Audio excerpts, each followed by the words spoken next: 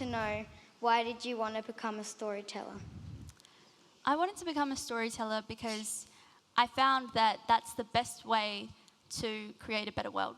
You know, if we understood each other, we wouldn't be rude to each other. We wouldn't be hurting other people. If we understood each other, we would also be able to understand people who are living overseas and experiencing things that we can't relate to if we bothered to listen to their stories. And within that, I realized that every single individual story is important.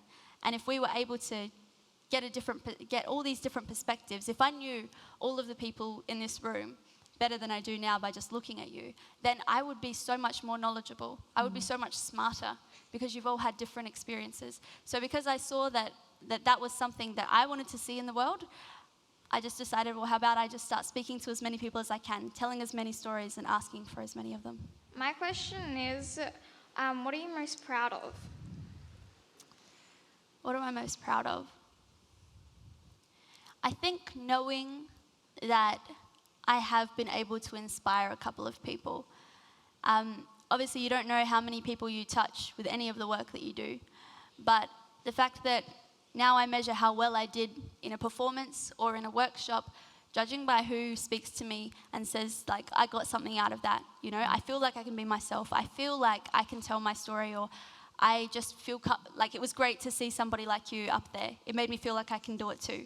So for me, that's what I'm most proud of. My question for you is, did you ever feel like you were being put down by others or find it hard to express yourself when others wouldn't understand?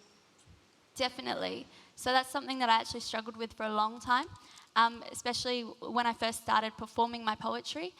It wasn't a very multicultural space. So I felt like, oh, if I talk about this experience that I've had, no one else is going to get it.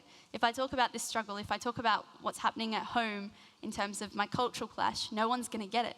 So for me, what I did then was I kind of found some other artists like from different places who were from different backgrounds, and I kind of brought them all into the space. And I was like, let's create something where we can have people from all different cultures telling stories, and there's definitely going to be someone in the crowd that understands where you're coming from. So that's what I've done. I've started a regular poetry night where we've got people, I make sure that it's people from all different backgrounds that come and perform and that will be in the audience as well.